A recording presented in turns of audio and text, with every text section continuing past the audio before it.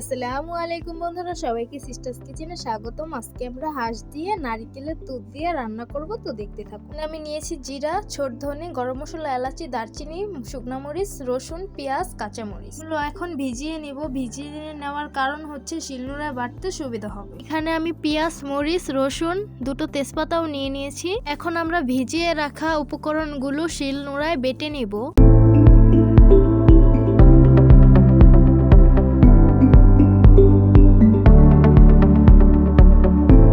তারাবাইং বিলেত থেকে ধরে আনছে, আমার খেতে খুবই পছন্দ, সেটাও রান্না করব। কেটে নিয়েছি, উপকরণগুলো বেটে নিয়েছি। এখানে একটা আস্ত আলাম নারকেল নিয়ে নিয়েছি। হাঁসের মাংসগুলো ভালো করে বেছে ধুয়ে নিয়েছি। এখন আমরা ম্যারিনেট করে নিব। দুটো তেজপাতা দিয়ে দিব, কুচিয়ে রাখা পেঁয়াজগুলো দিয়ে দিব। হাঁসের মাংসে রসুন দিলে খেতে খুবই ভালো লাগে, কয়েকটা রসুন দিয়ে দিলাম। হলুদ মরিচ গুঁড়ো পরিমাণ মতো দিয়ে দিব। পরিমাণ মতো লবণ দিয়ে দিব। আদা রসুন বাটা দিয়ে দিব পরিমাণ মতো। শিলনোড়ায় বাটা মশলাটা দিয়ে দিব। এখন পরিমাণ মতো সয়াবিন তেল দিয়ে ভালো করে ম্যারিনেট করে নিব।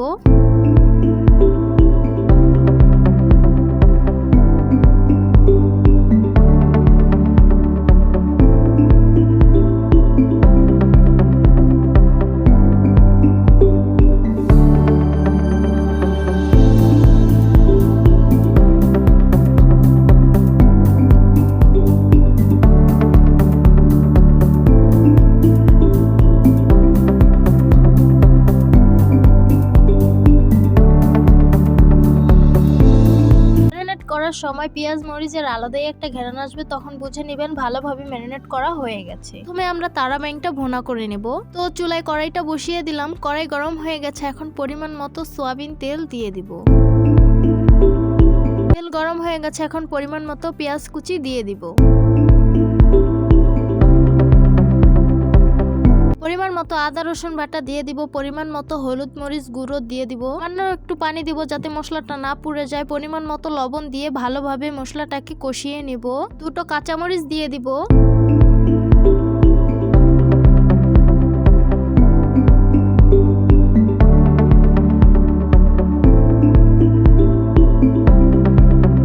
মশলাটা ভালোভাবে কষিয়ে নিয়েছি, এখন ধুয়ে রাখা মাছগুলো দিয়ে দিব।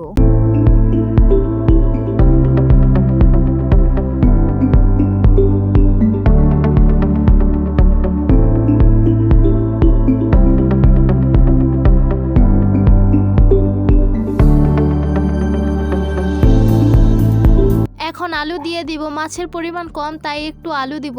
কেউ কিছু মনে করবেন না, যেহেতু বাইং মাছ, আসলে আমার কাছে বাইং মাছ খেতে খুবই ভালো লাগে, তাই তাজা তাজা একটি বাইং মাছই রেঁধে নিব। বাইং মাছগুলো ভালো করে কষিয়ে নিয়েছি, এখন পরিমাণ মতো ঝোলের পানিটা দিয়ে দিব।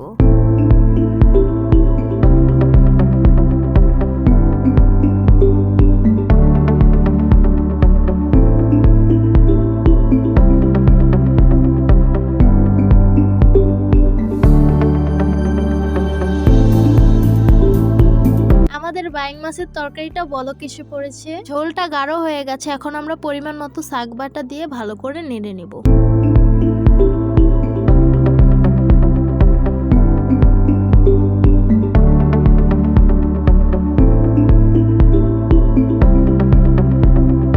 এখন ধনিয়া পাতা কুচি দিয়ে নামিয়ে নিব।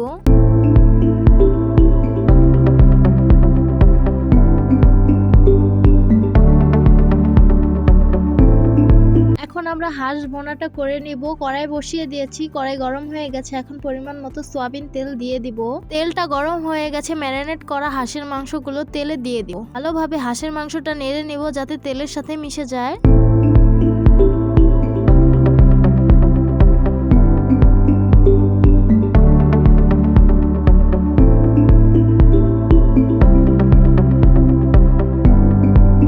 হাঁসের মাংসটা পানি ছাড়া কষিয়ে নিয়েছিলাম, এখন একটু পানি দিয়ে কষিয়ে।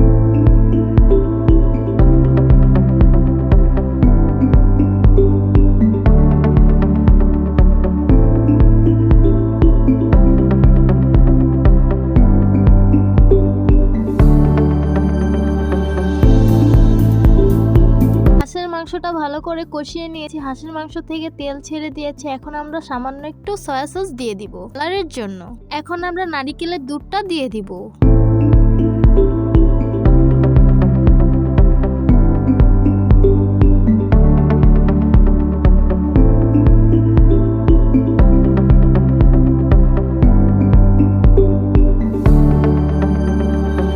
হাঁসের মাংসটা অনেক জাল করে নিয়েছি, আমাদের ঝোলটা দেখুন গাঢ় হয়ে গেছে। এখন আমরা নামিয়ে পরিবেশন করে নেব।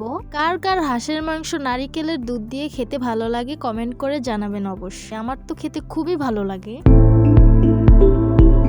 তো গরম গরম হাঁসের মাংসের ভুনাটা পরিবেশন করে দিলাম। দেখতে খুবই সুন্দর লাগছে, কালারটা খুবই সুন্দর এসেছে, আর খেতে খুবই ভালো লেগেছে।